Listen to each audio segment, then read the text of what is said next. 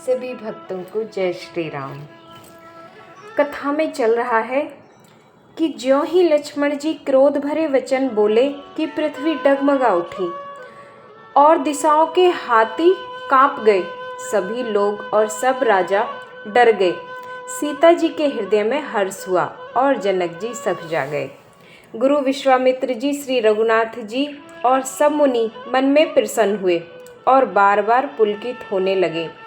श्री रामचंद्र जी ने इशारे से लक्ष्मण को मना किया और प्रेम सहित अपने पास बैठा लिया। विश्वामित्र जी शुभ समय जानकर अत्यंत प्रेम भरी वाणी से बोले, हे राम, उठो, शिवजी का धनुष तोड़ो और हे तात, जनक का संताप मिटाओ। सुन गुरु बचन चरण सिरुनावा, हरस विषाद न कछु उर आवा। ठाड़े भये उठि सहज सुभाए, ठवनि जुबा मृगराज लजाए। गुरु के वचन सुनकर श्री राम जी ने चरणों में सिर नवाया।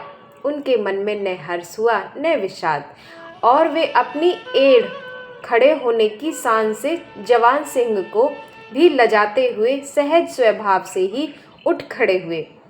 उदित उदय गिरिवंच पर, रघुबर बाल पतंग रामा। विकसे संत सरोज सब, हर से लोचन भृंग रामा। मज्जन रूपी उदयाचल पर रघुनाथ जी रूपी बाल सूर्य के उदय होते ही सब संत रूपी कमल खिल उठे और नेत्र रूपी भौरे हर्षित हो गए।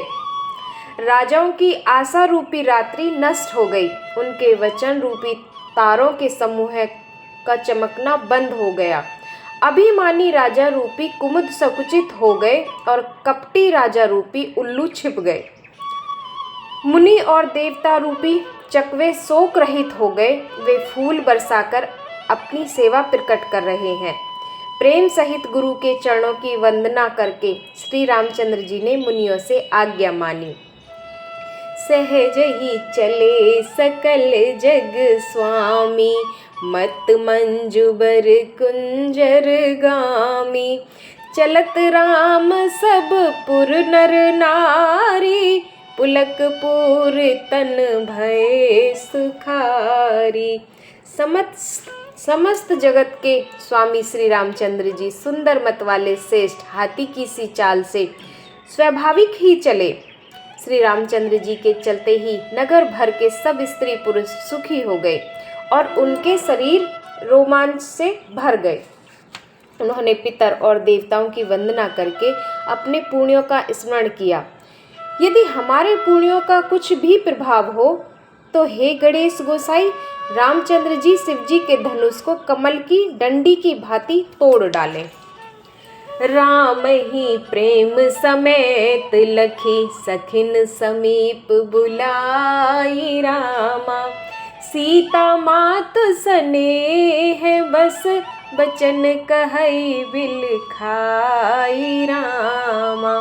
श्री रामचंद्र जी को प्रेम के साथ देखकर और सखियों को समीप बुलाकर सीता जी की माता स्नेहवश विलक कर विलाप करती हुई सी ये वचन बोली, हे सखी, ये जो हमारे हितु कहलाते हैं वे भी सब तमाशा देखने वाले हैं। कोई भी गुरु विश्वामित्र जी को समझकर नहीं कहता कि ये बालक है। इनके लिए ऐसा हठ अच्छा नहीं। जो धनुष रावण और बाण जैसे जगद्दिज्य वीरों के हिलाए न हिल सका, उसे तोड़ने के लिए मुनि विश्वामित्र जी का राम जी को आज्ञा देना और राम जी का उसे तोड़ने के लिए चल देना रानी को हट जान पड़ा। इसलिए वे कहने लगी कि गुरु विश्वामित्र जी को कोई समझाता क्यों नहीं। रावण और बाणासुर ने जिस धनुष को छुआ तक नहीं और सब राजा घमंड करके हार गए, वही धनुष इस सुकुमार राजकुमार के हाथ में दे रहे हैं।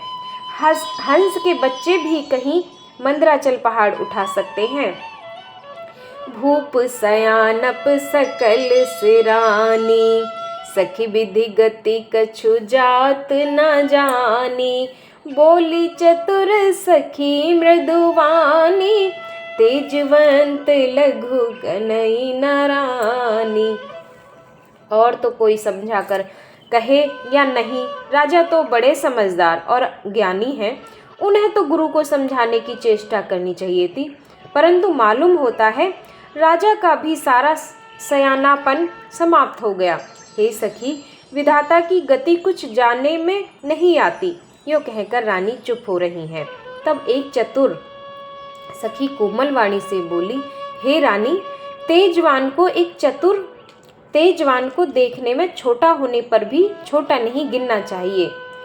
कहाँ घड़े से उत्पन्न होने वाली मुनि अगस्त्य और कहाँ अपार समुद्र, किंतु उन्होंने उसे सोख लिया जिसका संयुक्त सारे संसार में छाया हुआ है। सूर्यमंडल देखने में छोटा लगता है, पर उसके उदय होते ही तीनों लोकों का अंधकार भाग जाता है। मंत्र परम लघु जासु बस, विधि हरिहर सुर सर्व रामा, महामंत गजराज कहूँ, बस कर अंकुश खर्ब रामा। जिसके वंश में ब्रह्मा, विष्णु, शिव और सभी देवता हैं, वह मंत्र अत्यंत छोटा होता है। महान मत वाले गजराज को छोटा सा अंकुश वश में कर लेता है। कामदेव ने फूलों का ही धनुष बाण लेकर समस्त लोगों को अपने वश में कर रखा है। हे देवी, ऐसा जानकर संदेह त्याग दीजिए। हे रानी सुनिए, रामचंद्र जी धनुष को अवश्य ही तोड़ेंगे। सखी के वचन सुनकर रानी को श्री रामचंद्र जी सामर्थ्य संबंध में विश्वास हो गया, यानी श्री रानी जी को विश्वास हो गया। उनकी उदासी मिट गई और श्री रामचंद्र जी के प्रति उनका प्रेम अत्यंत बढ़ गया। उस समय श्री रामचंद्र जी को देखकर सीता जी भयभीत हृदय में जिस देवता से विनती कर रही हैं, सब देवताओं से विनती कर रही हैं, वे व्याकुल होकर मन ही मन मना रही हैं। हे महेश भवानी, मुझ पर प्रसन्न होइए। मैंने आपकी जो सेवा की है उसे सफल कीजिए और मुझ पर स्नेह करके धनुष के भारीपन को हर लीजिए। गणनायक बरदायक देवा, आज लगे कि नहु तो सेवा, बार बार विनती सुन मोरी, करहु चाप गुरुता अति थोरी। जानकी जी गणेश जी से कह रही हैं कि हे गणों के नायक, वर देने वाले देवता गणेश जी, मैंने आज ही के लिए तुम्हारी सेवा की थी। बार बार मेरी विनती सुनकर धनुष का भारीपन बहुत ही कम कर दीजिए। देख देख रघुवीर तन, सुरमनाव धर धीर, भरे विलोचन प्रेम जल, पुलकावली शरीर। श्री रघुनाथ जी की ओर देखकर सीता जी धीरज धरकर देवताओं को मना रही हैं। उनके नेत्रों में प्रेम के आंसू भरे हैं और शरीर में रोमांच हो रहा है। अच्छी तरह नेत्र भरकर श्री रामचंद्र जी की शोभा देखकर फिर पिता के प्रण का स्मरण करके सीता जी का मन शुद्ध हो उठा। वे मन ही मन कहने लगी, अहो पिताजी ने बड़ा ही कठिन हठ ठाना है। वे लाभ हानि कुछ भी नहीं समझते। मंत्री डर रहे हैं, इसलिए कोई उन्हें सीख भी नहीं देता। पंडितों की सभा में यह बड़ा अनुचित हो रहा है।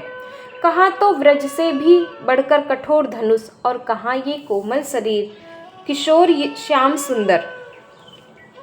हे विधाता, मैं हृदय में किस तरह धीरज धरूं? सिर सके फूल के कण से कहीं हीरा छेदा जाता है। सारी सभा की बुद्धि भोली हो गई है। अतः हे शिव जी के धनुष, अब तो मुझे तुम्हारा ही आसरा है। तुम अपनी जड़ता लोगों पर डालकर श्री रघुनाथ जी को देखकर उतने हल्के हो जाओ। इस प्रकार सीता जी के मन में बड़ा ही संताप हो रहा है। निमिष का एक लव भी 100 युगों के समान बीत रहा है। अब अगली कथा अगले भाग में। सभी भक्तों को जय श्री राम।